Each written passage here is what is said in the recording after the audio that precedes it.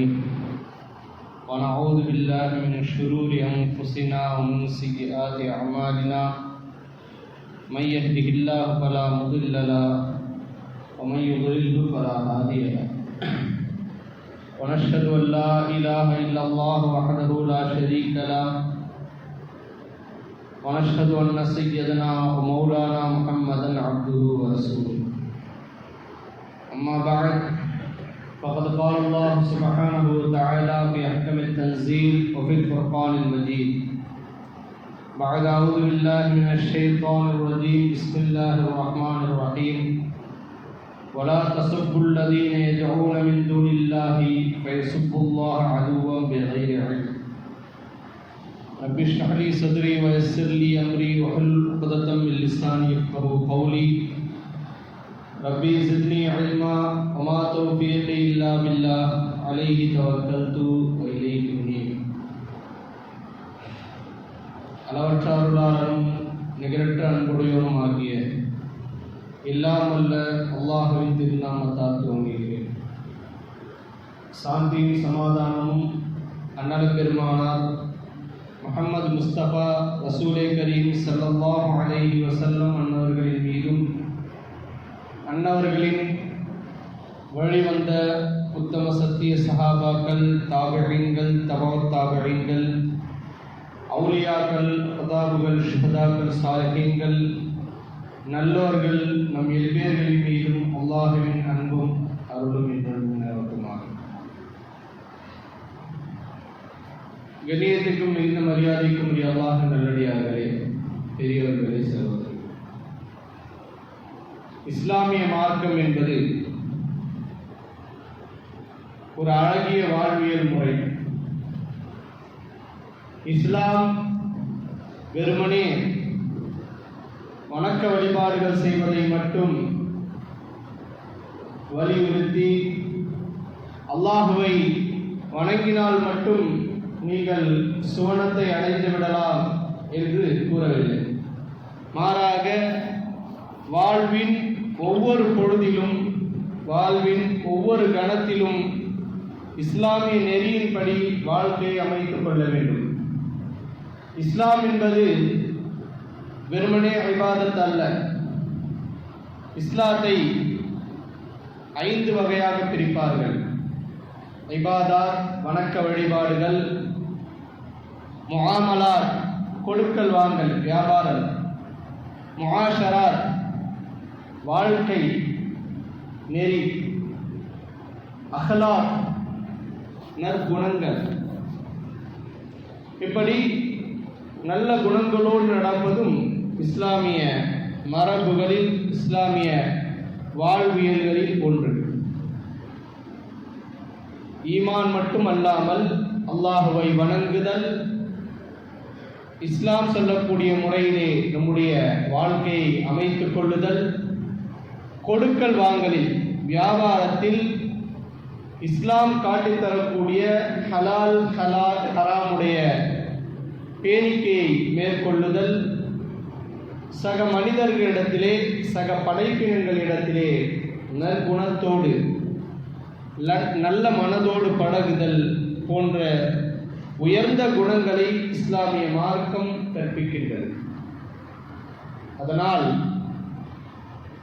ஒருவர் தொழுது விட்டார், நோன்பு நோற்று விட்டார், ஜகாத் கொடுத்து விட்டார், ஹஜ் செய்து விட்டார், இது செய்தால் மட்டும் உண்மையான முஸ்லீம், நான் இஸ்லாமிய கடமைகளை பூர்த்தி செய்து விட்டேன் என்று அவரால் சொல்ல முடியாது. தொழுவதோடு, நோன்பு நோற்பதோடு, ஹஜ் செய்வதோடு, ஜகாத் கொடுப்பதோடு அவர் வியாபாரத்தில் ஹலால் ஹராமை பேணி நடந்திருக்க வேண்டும். அது ஒரு பகுதி, அது இபாதத்துகளில் சேரும். வணக்க வழிபாடுகள் என்பது இஸ்லாத்தின் ஒரு அங்கம். அதுவே இஸ்லாம் என்று நாம் விளங்கிக் கொள்ளக்கூடாது. அந்த அங்கத்தை பூர்த்தி செய்துவிட்டால் அடுத்து நம்முடைய கொடுக்கல் வாங்கல். நாம் வியாபாரத்திலே நாம் எந்த வியாபாரம் வேண்டுமானாலும் செய்யலாம். அந்த வியாபாரம் இஸ்லாம் காட்டித்தரக்கூடிய நெறியின்படி ஹராம் ஹலாலை பேணக்கூடிய வியாபாரமாக இருக்க வேண்டும். இது இரண்டாவது பகுதி. மூன்றாவது மஆஷராத், நம்முடைய வாழ்க்கை, குடும்ப வாழ்க்கை, மனைவிக்கு செய்யக்கூடிய கடமைகள், ஹக்குகள் சரியாக நிறைவேற்றி இருக்க வேண்டும். நம்முடைய குழந்தைகளுக்கு நாம் செலுத்தக்கூடிய கடமைகள், நம்முடைய பெற்றோருக்கு ஆற்ற வேண்டிய கடமைகள், உற்றார் உறவினர்கள் இவர்களுக்கு செய்யக்கூடிய கடமைகள், இவற்றையும் நாம் சரிவர நிறைவேற்றி இருக்க வேண்டும். ஐந்தாவது கடைசி பகுதி அஹ்லாக், சக மனிதர்களோடு நற்குணத்தோடு பழக வேண்டும். இந்த 5 பகுதியும் தான் இஸ்லாம் என்பதை நாம் தெளிவாக விளங்கிக் கொள்ள வேண்டும். இதிலே கடைசியாக இருக்கக்கூடிய இந்த அஹ்லாக் என்பதை மட்டும் நாம் எடுத்துக்கொண்டு பார்த்தால், நம்முடைய வாழ்க்கையிலே நாம் எவ்வளவு நற்குணத்தோடு பிறரோடு பழகுகின்றோம் என்பதை நாம் சிந்திக்க கடமைப்பட்டிருக்கின்றோம். நாயகம் ஸல்லல்லாஹு அலைஹி வஸல்லம் அவர்கள் சொன்னார்கள், ஒரு முஸ்லிம் இன்னொரு முஸ்லிமை சந்திக்கும் பொழுது பிவஜிஹின் தல்கின், முக மலர்ச்சியோடு சந்திப்பதும் சதகா அப்படின்னாங்க. சந்திக்கும் போதே கடுகடுப்பாக சந்திப்பது இது மனித அறம் அல்ல. நாயகம் ஸல்லல்லாஹு அலைஹி வஸல்லம் அவர்கள் இன்னும் ஒரு படிக்கு மேலாக சக முஸ்லிமை சந்திக்கும் பொழுது முகமன் சலாம் கூறி சந்திக்க வேண்டும் என்று சொல்லியிருக்கின்றார்கள். காரணம், சலாம் என்பது ஒரு பிணைப்பை ஏற்படுத்தும், சக மனிதர்களுக்கிடையே ஒரு பாசத்தை ஏற்படுத்தும். அதனால் நீங்கள் சலாம் சொல்லுங்கள். சக மனிதர்களோடு நற்குணத்தோடு நடந்து கொள்ளக்கூடிய நெறிமுறைகளை நாயகம் ஸல்லல்லாஹு அலைஹி வஸல்லம் அவர்கள் அழகாக தங்களுடைய வாழ்வியலிலே கற்றுத் தந்திருக்கின்றார்கள். சலாம் சொல்லிவிட்டு சந்தியுங்கள், முசாஃபஹா செய்யுங்கள். நீண்ட நாட்களுக்கு பின்பு ஒரு முஸ்லிமான சகோதரனை சந்திக்கும் பொழுது அவரை முஆனகா என்று சொல்லப்படக்கூடிய ஆரத்தழுவி அவரை வரவேறுங்கள். இவையெல்லாம் உங்களுக்கிடையிலே ஒரு அன்பையும் பாசத்தையும் பிணைப்பையும் ஏற்படுத்தும். சாதாரணமாக ஒருவரை கடக்கும் பொழுது புன்முறுவலோடு கடந்து செல்லுங்கள். அதுவும் உங்களுக்கிடையிலே ஒரு அன்பை மலரச் செய்யும். எப்போ பார்த்தாலும் கடுகடுப்பாக இருக்க, எப்போ பார்த்தாலும் ஏதோ ஒரு டென்ஷனில் இருக்கிற, எந்த டென்ஷன், எந்த ஒரு கோபமும் நம்முடைய உள்ளத்திலே வைத்துக்கொண்டு அந்த கோபத்தையும் அந்த டென்ஷனையும் பிற மக்களின் மீது, பிற மனிதர்களின் மீது காட்டக்கூடாது. சம்பந்தமே இல்லாத நபர்களின் மீது நம்முடைய கோபத்தையும் நம்முடைய பணியின் அழுத்தத்தையும் காட்டுவது கூடாது. வேகமாக வாகனத்தில் போய்கிட்டு இருப்பார், அவருக்கு பல டென்ஷன் இருக்கும். எதிர்க்க யாராவது தவறுதலாக வந்துவிட்டால் அவனை கண்டபடி திட்டுவது. உங்களுக்கு டென்ஷன் இருக்கு அப்படின்றது அவருக்கு தெரியாது. வேண்டுமென்று அவன் வந்தால் அது வேறு.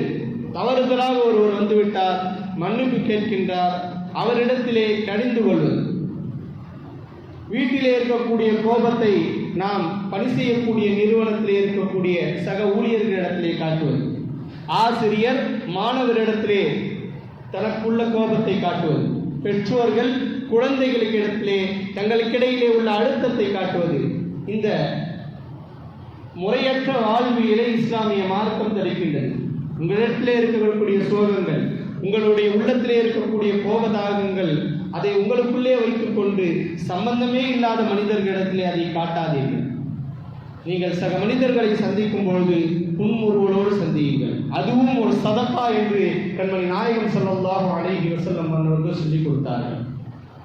சக முஸ்லிமை பார்க்கும் பொழுது முகமன் கூறும் விதமாக அஸ்ஸலாமு அலைக்கும் என்று கூறுங்கள் என்பதாக நாயகம் ஸல்லல்லாஹு அலைஹி வஸல்லம் அவர்கள் சொன்னார்கள். அதே போன்று ஒரு முஸ்லிம் சக நண்பர், முஸ்லிம் மட்டுமல்ல சக நண்பர், அவர் எந்த மதத்தை சார்ந்தவராக இருக்கலாம், நம்மிடத்திலே பழகுகின்றார், நம்முடைய பக்கத்து கடையிலே இருக்கின்றார், அவர் நோய்வாய்ப்பட்டால் அவரை போய் சந்தியுங்கள். அவருடைய நலனிலே நீங்கள் அக்கறை எடுத்துக் கொள்ளுங்கள். அது உங்களின் மீது ஒரு பிணைப்பை ஏற்படுத்தக்கூடும். இஸ்லாம் வளர்ந்ததற்கான மிக முக்கிய காரணங்களில் ஒன்றாக இந்த நோயாளிகளை நலம் விசாரித்தல் என்பதை சொல்லுவார்கள். இஸ்லாமியர்கள் கண்மணி நாயகம் ஸல்லல்லாஹு அலைஹி வஸல்லம் அவர்கள் தொடங்கி சஹாபாக்கள் தொட்டு இஸ்லாமியர்கள் பாரம்பரியமாக நோயாளிகள் நலம் விசாரிப்பதை தன்னுடைய வாழ்வியல் நெறியாக எடுத்து வந்திருக்கின்றார்கள். யாராவது நோய்வாய்ப்பட்டால் அவரை சென்று நல்லா இருக்கீங்களா அப்படின்னு கேட்கிறது இஸ்லாமியர்களின் பண்பு, உயர்ந்த பண்பு. இன்று அந்த பண்பே இல்லாமல் போய்விட்டது. இஸ்லாம் வளர்வதற்கு காரணமாக இருந்த ஒரு பண்பு நாம் எத்தனையோ ஹதீஸ்களிலே கேள்விப்பட்டிருப்போம்.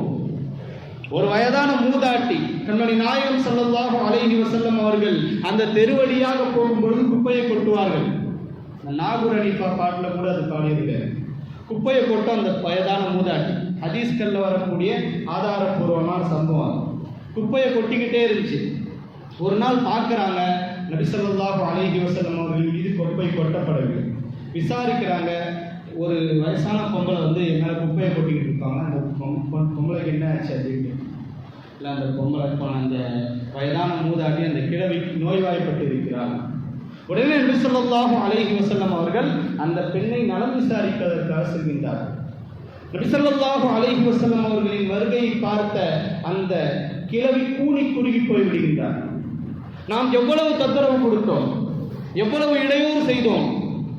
நம்மை சந்திப்பதற்காக நாம் இந்த நிலையிலே இருக்கும் பொழுது நமக்கு நெருக்கமானவர்களே யாரும் வந்து நலம் விசாரிக்கவில்லை, இந்த முஹம்மது வந்திருக்கின்றார் என்று அழுது கொண்டு அவருடைய கையிலே இஸ்லாத்தை ஏற்றுக்கொள்கின்றார்.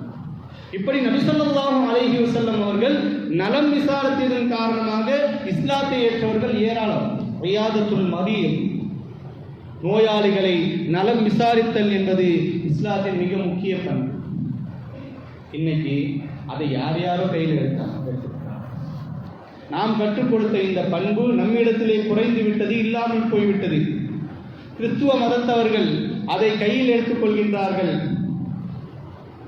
நலம் விசாரித்ததில் என்றால் அவர்கள் நலம் விசாரிக்க செல்லவில்லை, அவர்களுடைய மதத்தை திணிக்கின்றார்கள். எல்லா கவர்மெண்ட் ஹாஸ்பிட்டலையும் போய் பாருங்க, ஒரு பைபிளில் கையில் வச்சுக்கிட்டு பாதிரிகள் ஒரு கூட்டமாக வந்து அந்த மக்களிடத்தில் நலம் விசாரிக்கிற மாதிரி மதத்தை திணிக்கின்றார்கள். இது தவறு. இஸ்லாமிய மார்க்கம் வெறுமனே நலம் விசாரியுங்கள் என்று சொல்லுகின்றது. அந்த நேரத்தில் உங்களுடைய மதத்தை திணியுங்கள் என்று சொல்லவில்லை. ஆனால் அவர்கள் இதை ஒரு மத திணிப்பிற்கு காரணமாக எடுத்துக்கொள்கின்றார்கள். காரணம், அந்த நேரத்திலே மனித மனம் விலகிய நிலையிலே இருக்கும். ஆக சக முஸ்லிம்கள், சக மனிதர்கள் நோய்வாய்ப்பட்டிருக்கும் பொழுது அவர்களை சென்று நலம் விசாரித்தார். இது இஸ்லாத்தினுடைய மிக முக்கிய பங்கு. அடுத்து ஜனாசாவிலே கலந்து கொள்ளுதல். நம்முடைய நெருக்கமானவர் அல்லது யாரோ ஒரு முஸ்லிம் மௌத்தாகிவிட்டார், தொழுகைக்கு வருகின்றோம், ஜனாசா தொழுகை நடக்கின்றது, நமக்கு எவ்வளவு முக்கிய வேலை இருக்கலாம், ஆனால் சக முஸ்லிமின் ஜனாசாவிலே கலந்து கொள்வது அது மிக உயர்ந்த பண்பு. அதனுடைய நன்மை எண்ணில் அடங்காதது என்று ஹதீஸ்களிலே நபி ஸல்லல்லாஹு அலைஹி வஸல்லம் அவர்கள் சொல்லியிருக்கின்றார்கள். மனிதநேயம், மனிதாபிமானம் என்ற அடிப்படையில் ஜனாசாவிலே கலந்து கொள்ளுதல். சரி, முஸ்லிம்களுடைய மையத்தில் மட்டும்தான் கலந்து கொள்ளணுமா அப்படின்னா இல்லை. நமக்கு நெருக்கமானவர்கள், நம்மிடத்திலே அன்போடு பழகக்கூடியவர்கள், வேற்று மதத்தவர்களாக இருக்கலாம், அவர்கள் நம்மை விட்டு தவறி சென்றால் அவர்களுடைய மையத்திலும் அவர்களுடைய இறுதி சடங்கிலும் நாம் கலந்து கொள்வதை இஸ்லாமிய மார்க்கம் அனுமதி அளிப்பதல்ல, இஸ்லாமிய மார்க்கம் வலியுறுத்தி கூறுகின்றது. சக மனிதர்களுடைய ஜனாசாவிலே கலந்து கொள்ளுங்கள் என்று இஸ்லாமிய மார்க்கம் சொல்கின்றது. இன்னும் சொல்ல போனால் தும்மினால் அல்ஹம்துலில்லாஹ் என்று சொல்லுங்கள். நபி ஸல்லல்லாஹு அலைஹி வஸல்லம் அவர்கள் இந்த விஷயங்களை வரிசையாக சொல்கின்றார்கள். நோய்வாய்ப்பட்டால் நலம் விசாரிப்பது, ஜனாசாவிலே கலந்து கொள்வது, தும்மினால் அல்ஹம்துலில்லாஹ் சொல்வது, இது போன்ற பண்புகள் இஸ்லாமியர்களிடத்திலே வர வேண்டும் என்று சொல்வது. சுருக்கமாக சொன்னால் பிறர் நலம் நாடுதல் இஸ்லாம் என்று சொல்வார்கள். ஆக இது இஸ்லாமிய மார்க்கம் மனித நேயத்தின் மிக முக்கிய பண்புகளை கற்றுக் கொடுக்கின்றது. சக முஸ்லிம்களுடைய சுக துக்கங்களிலே பங்கெடுத்துக் கொள்ளுங்கள். சக மனிதர்களுடைய உணர்வுகளை புரிந்து அவர்களோடு நடந்து கொள்ளுங்கள். ஒரு சிரமத்திலே சிக்குண்டால் அவர்களுக்கு ஆறுதல் கொடுங்கள். உங்களால் உதவ முடியவில்லை என்றாலும் கூட அவர்களுக்கு ஆறுதலான 2 வார்த்தைகளை சொல்லுங்கள். நஷ்டப்பட்டு இருப்பார், ஏதாவது கஷ்டத்தில் இருப்பார், ஏதாவது கடனில் தவித்துக் கொண்டிருப்பார், நம்மளால் 10 ரூபாய் எடுத்துக் கொடுக்க முடியவில்லை, ஆனாலும் கவலைப்படாதீங்க, அல்லாஹ் தஆலா லேசாக்கி வைப்பான். இப்படி ஆறுதலான வார்த்தைகளை கூறுங்கள். அந்த வார்த்தை அவருக்கு ஒரு உத்வேகத்தை கொடுக்கும்.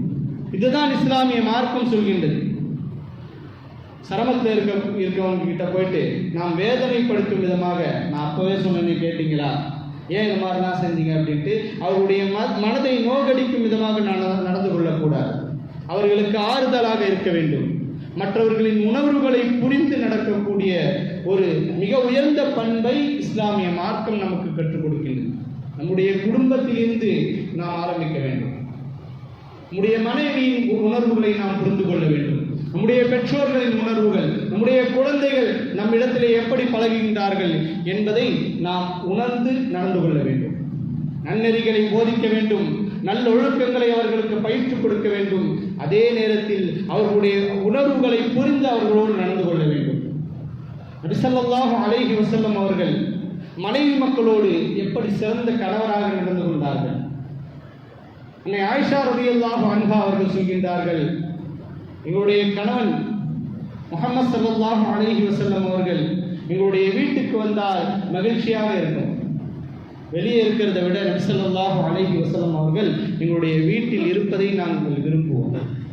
ஏன் மகிழ்ச்சியாக இருக்கின்றது என்றால், நாயகம் ஸல்லல்லாஹு அலைஹி வஸல்லம் அவர்கள் வீட்டில் நுழைந்ததும் வீட்டில் சூழ்நிலையை மகிழ்ச்சியாக மாற்றி விடுவார்கள். எனக்கு எவ்வளோ வேலைங்க, வெளியே எவ்வளோ அழுத்தம், என்னுடைய ஆஃபீஸில் நான் வேலை செய்யக்கூடிய இடத்துல எவ்வளோ சிரமங்கள், எவ்வளோ கஷ்டங்கள் வருது அப்படின்னு சொல்லிட்டு வீட்டில் போகும்பொழுதே முகத்தை ஒரு மாதிரி வச்சுக்கிட்டு போகிறது, கோபமாக இருக்கிறது.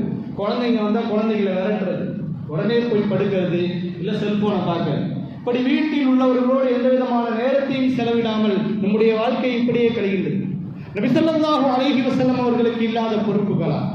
நாயகம் ஸல்லல்லாஹு அலைஹி வஸல்லம் அவர்களுக்கு இல்லாத வேலை பலுக்கலாம். நபி ஸல்லல்லாஹு அலைஹி வஸல்லம் அவர்கள் மனைவிகளோடு இருக்கக்கூடிய அதே நேரத்தில் மக்களுக்கு மார்க்க நெறியை எடுத்து சொல்லக்கூடிய மிகப்பெரிய இமாமத்துடைய பொறுப்பு அவர்களுக்கு இருந்தது. எதிரியுடைய நாட்டிற்கு இராணுவத்தை அனுப்பக்கூடிய பொறுப்பு. சில நேரங்களில் நாயகம் ஸல்லல்லாஹு அலைஹி வஸல்லம் அவர்களே முன்னணியிலே நின்று போருக்கு புறப்படுவார்கள். ஒரு நாட்டை ஆளக்கூடிய அதிபதி, பிரதமர், ஜனாதிபதி நபி ஸல்லல்லாஹு அலைஹி வஸல்லம் அவர்களுக்கு இல்லாத பொறுப்பா? எவ்வளவு பொறுப்புகள் இருக்கும், எவ்வளவு சுமைகள் இருக்கும். அத்தனை சுமைகள் இருந்தாலும், அத்தனை பொறுப்புகள் இருந்தாலும் அவை அனைத்தையும் வெளியிலே வைத்துவிட்டு வீட்டிற்குள் வரும் பொழுது ஒரு சிறந்த கணவராக நடந்து கொள்வார்கள். நபி ஸல்லல்லாஹு அலைஹி வஸல்லம் அவர்கள் எங்களுடைய வீட்டுக்கு வந்துவிட்டால் எங்களுடைய வீடுகள் மகிழ்ச்சியாக நிறைந்திருக்கும் என்று நபி ஸல்லல்லாஹு அலைஹி வஸல்லம் அவர்கள் சொன்னார். ஆயிஷா ரலியல்லாஹு அன்ஹா அவர்கள் சொல்கின்றார்கள். நாயகம் ஸல்லல்லாஹு அலைஹி வஸல்லம் அவர்களுடைய உயர்ந்த பண்பை பாருங்கள்.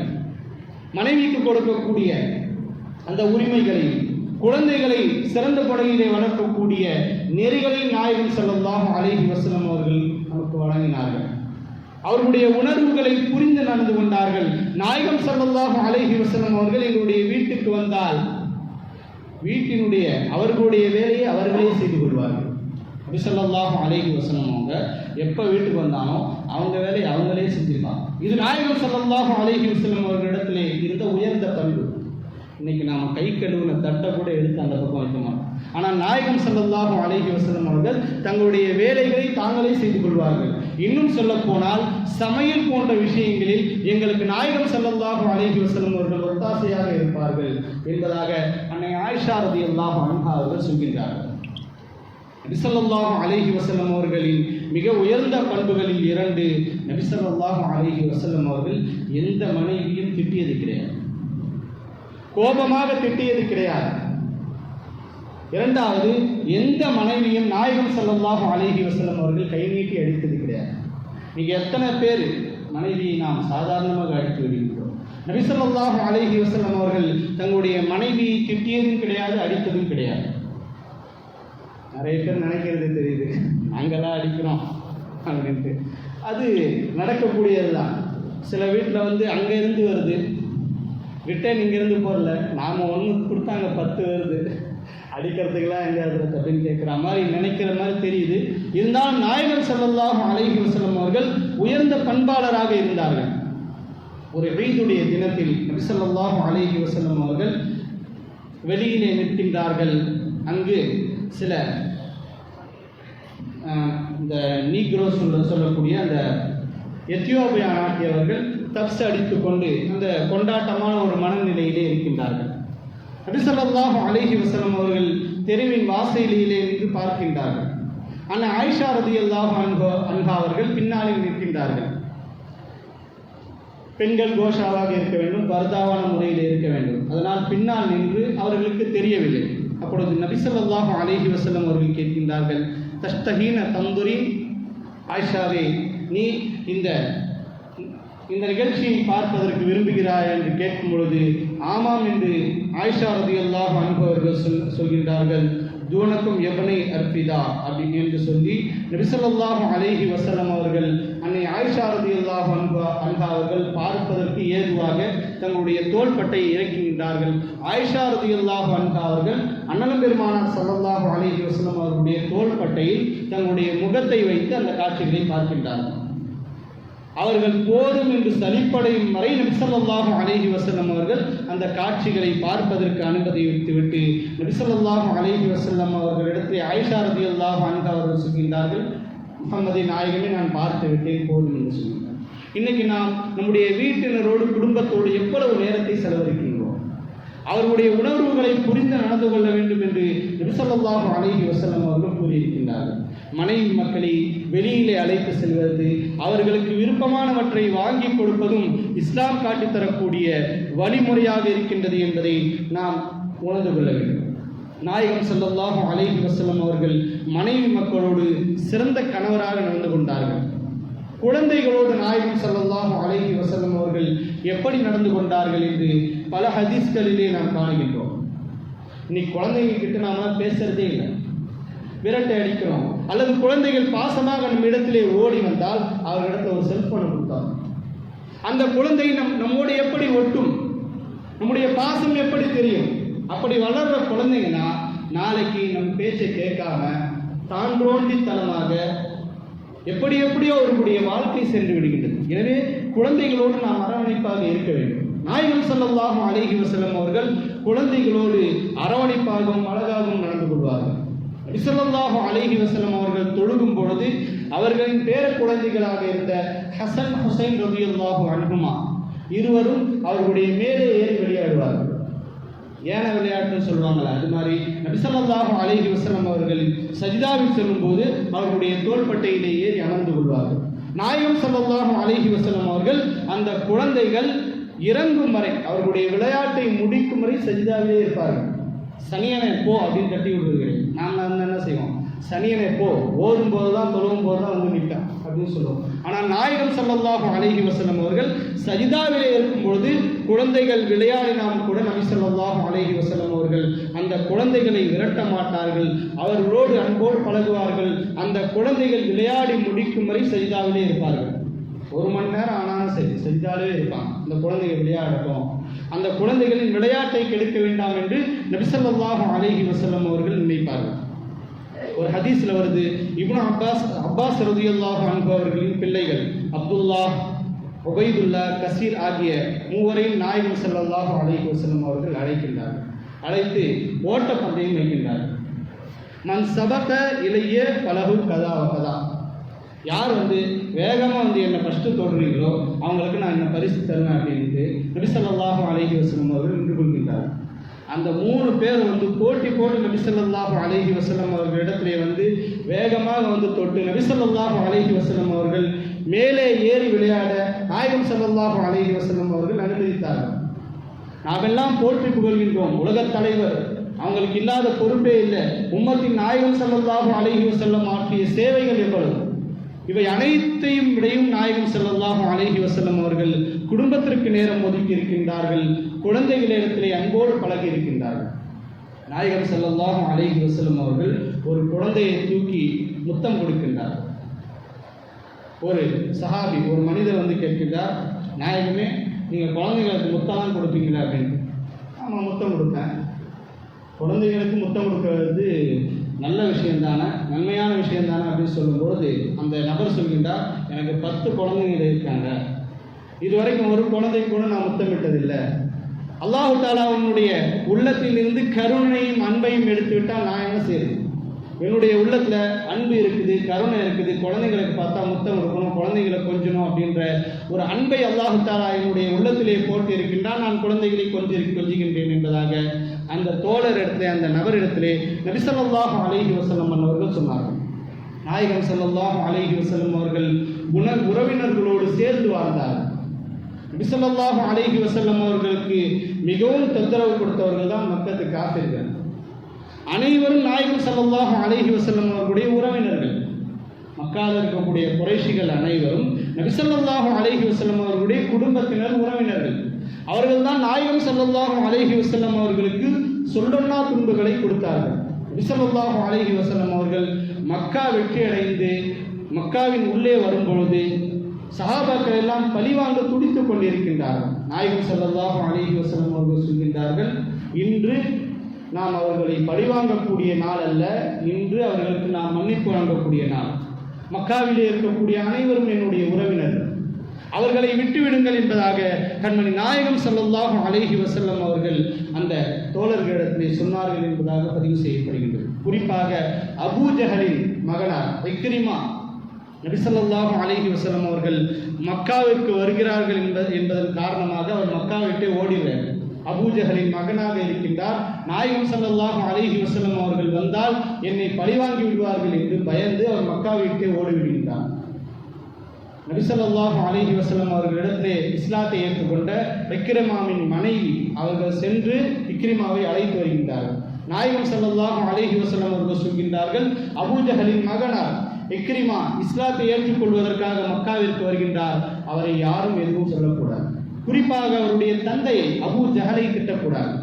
அவர் மூத்தாகிவிட்டார், அவரை திட்டுவதால் இப்பொழுது இருக்கக்கூடிய இக்ரிமாவுக்கு மனவேதனை ஏற்படும். நீங்கள் திட்டுவதால் மௌத்தானவருக்கு நீங்கள் திட்டக்கூடிய எந்த செய்தியும் கொண்டு சேரப்போவதில்லை, இதனால் திட்டி பிரயோஜனம் இல்லை. இப்பொழுது இருக்கக்கூடிய யாரையும் நீங்கள் துன்புறுத்தாதீர்கள், மௌத்தானவர்களை யாரையும் திட்டாதீர்கள் என்பதாக கண்மணி நாயகம் ஸல்லல்லாஹு அலைஹி வஸல்லம் அவர்கள் சொன்னார்கள். இப்படி நபி ஸல்லல்லாஹு அலைஹி வஸல்லம் அவர்கள் வாழ்வியலுக்கான அழகான வழிமுறையை காட்டி தந்திருக்கின்றார்கள். ஒரு தடவை நபி ஸல்லல்லாஹு அலைஹி வஸல்லம் அவர்கள் சொன்னார்கள், உங்களுடைய தாயையும் தந்தையும் நீங்கள் திட்டாதீர்கள். அப்போ சஹாபாக்கள்லாம் கேட்டாங்க, நாயகமே எங்களுடைய தாய் தந்தையை நாங்கள் ஏன் திட்ட போகிறோம், எங்களை பெற்றவங்களாச்சு அப்படின்னு சொல்லும்போது நபி ஸல்லல்லாஹு அலைஹி வஸல்லம் அவர்கள் சொன்னார்கள், நீங்கள் திட்ட மாட்டீங்க, ஆனால் இன்னொருத்தரை பார்த்து உன்னுடைய அம்மா எப்படி, உன்னுடைய அப்பா எப்படி அப்படின்னு நீங்கள் சொல்லுவீங்க. அவன் திரும்ப அவங்கள பார்த்து உன்னுடைய அப்பா எப்படி இருக்கிறாரு, உன்னுடைய அம்மா எப்படி இருக்கிறாங்க அப்படின்னு திட்டுவாங்க. அதனால யாருடைய தாய் தந்தையும் திட்டாதீர்கள், திரும்ப அவங்களுடைய தாய் தந்தையை அவர்கள் திட்டுவார்கள் என்பதாக நபி ஸல்லல்லாஹு அலைஹி வஸல்லம் அவர்கள் சொன்னார்கள். இன்னும் ஒரு படி மேலே, எந்த மதத்தவர்களுடைய கடவுளர்களையும் திட்டாதீர்கள்.